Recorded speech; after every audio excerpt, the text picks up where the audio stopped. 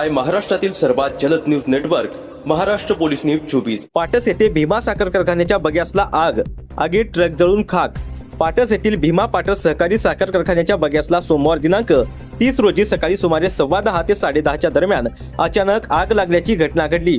या भीषण आगीत बग्यास भरण्यासाठी उभा असलेला एक ट्रक पूर्णपणे जळून खाक झाला। 2 अग्निशामक गाड्या आग विझवण्यासाठी उपलब्ध झाल्या आहेत। मिळालेल्या माहितीनुसार कारखान्याच्या परिसरातील बग्यासला अचानक आग लागली। आगीचे कारण अद्याप स्पष्ट झाले नसले तरी काही क्षणातच आगीने विकराल रूप धारण केले। यावेळी घटनास्थळी उभा असलेला ट्रक आगीच्या विळख्यात सापडला आणि पाहता पाहता पूर्ण जळून खाक झाला। घटनेची माहिती मिळताच स्थानिक नागरिकांनी व संबंधित यंत्रणांनी तात्काळ धाव घेत आग आटोक्यात आणण्याचे प्रयत्न केले। सुदैवाने या घटनेत कोणतीही जीवितहानी झाली नाही, मात्र ट्रक पूर्णपणे जळून खाक झाला व बग्यासही पूर्णपणे जळून खाक होत असल्याने मोठ्या प्रमाणात नुकसान झाले आहे। या आगीचे नेमके कारण काय हे अजून समजले नाही। पाटस कारखाना इथे आग लागलेली आहे आणि आम्हाला त्यावर वर्दी मिळाल्यानंतर आम्ही त्या वर्दीवर पोचलेलो आहे। MIDC अग्निशमन दल कुरकुम इथून आम्ही या आग विझवण्यासाठी आलेलो आहोत। मी स्वतः लीडिंग फायरमन प्रदीप पाहुणे, माझ्याबरोबर 5 ड्रायव्हर आणि 4 फायरमन असे 6 जणांचा क्रू आम्ही इथं आलेलो आहोत आणि आग विझवण्यास आम्ही सुरुवात केलेली आहे।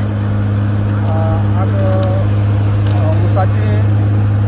भुसा असल्यामुळे भरपूर प्रमाणात भुसाला आग लागल्यामुळे विझवण्याचा मला धुरामुळे भरपूर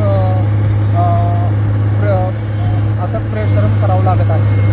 तर इतर अग्निशमन वाहने देखील इथं येण्यास सुरुवात झालेली आहे। आता आग आटोक्यामध्ये आहे का? आटोक्याच्या बाहेर आहे अजून देखील आग सध्या। आग विझवण्यात आता कोणत्या अडचणी येत आहेत? आग विझवण्यासाठी आता आम्हाला जे भुसा असल्यामुळे त्याला कसं आहे पाण्याचा मारा भरपूर करावा लागत आहे आणि भरपूर वेळ लागेल का तर जे भुसाची आग असते त्याला विझवण्यासाठी भरपूर पाणी मारावं लागतं आणि भुसा विझवणे भरपूर कठीण परिश्रमात काम करावं लागतं। पुरेसं पाणी या ठिकाणी उपलब्ध आहे का? पाण्याचे आम्ही त्यांना सांगितले पुरेसे पाणी इथं उपलब्ध आहे म्हणून त्यांनी सांगितलं आहे। तर आमच्या वाहनामध्ये जर आमचं पाणी संपल्यानंतर ते आम्हाला देणार आहे। महाराष्ट्र पोलीस न्यूज 24 साठी दौंड तालुका प्रतिनिधी नेताजी खराडे।